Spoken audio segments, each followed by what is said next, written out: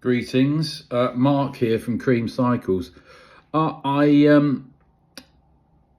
yeah, I don't vlog a lot on YouTube, but I'm gonna talk to you in my capacity as an eBay seller, and I've done that for 20 years nearly.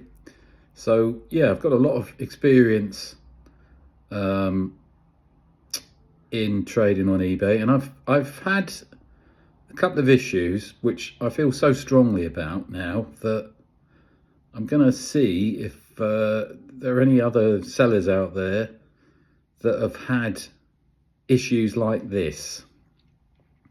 The first one happened last year when I needed to make a refund to a buyer. There was an issue with an order, and I had obviously cards linked to my account, perfectly legitimate cards, and for some reason eBay blocked the refunds, and there was no explanation for this whatsoever.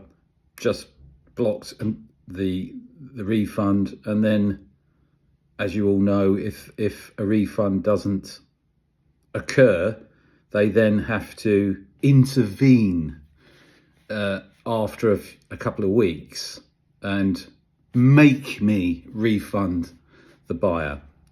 And that's what happened in this particular case. And it actually happened a few weeks ago again, where an identical situation occurred. In the first situation, there was a strike imposed on my account, and the fees were increased because eBay claimed that that my performance wasn't good.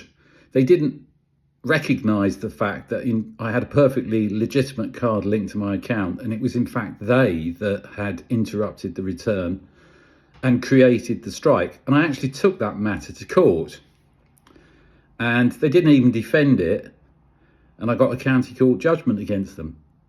It's a fact. I can give you anybody who wants to contact me about that. That is what happened. But here's the thing. I had a repeat of that a few weeks ago where exactly the same thing happened. And I checked with my card issuer, and the transactions were blocked by eBay. Once again, creating strikes as far as I can make out, unless they've got, I've been told there were glitches and things like that. I managed to persuade them this time to not put a strike on my account when they had to intervene to make a refund to a buyer that I was quite happy to do.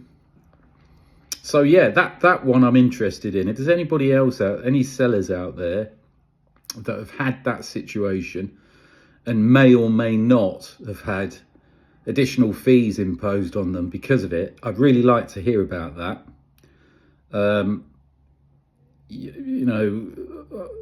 Well, I'm suspicious of them. I mean, quite rightly, in my opinion, to be suspicious of eBay. Right, the second issue, this relates to an international purchase that I had on my shop, a chap in Italy. And I knew there were going to be problems with this buyer because he sent some messages even before I'd sent the product out to him that made me wonder about what his motivations were. Anyway, when he got the goods, he sent me a message asking me to give him $300, and I refused to do that. And he then opened a case claiming that the item was defective. But this is where it gets good. So we went through the return case process, and he was playing games with the return costs. I tried to communicate with him about a return label. He just ignored it. Tried to communicate with him about the cost of a return. If he did it, just ignored that. So I contacted eBay and they told me to send money to him to facilitate the return, which I did. And I sent a message in the message chain with a receipt from PayPal to show that I'd sent more than enough money to return those goods to me. Thing is that for some unknown reason, eBay decided to close the case and give the buyer a refund without him returning the goods to me. When I've asked them about this, and I'd be really interested to hear from other sellers about this, rather than through the bullshit forums that they control. This is people just contacting me directly to discuss the matter. So when I ask them about it, they claim it's something to do with Italian eBay, as if it's some separate entity that they can't control. So I speak to UK customer services, and all they come out with is, oh, we'll send a message to them. And that's, my patience has run out with that one. That's 450 quid that I've lost. So I put that into the small claims process this afternoon. So I'll keep you posted about that one. Basically, they gave them the buyer his money back and told him that he didn't have to send the goods back, when in fact he does. And when you question it with them, they try and muddy the waters by saying it's something to do with another entity. Don't understand that. Utter bullshit.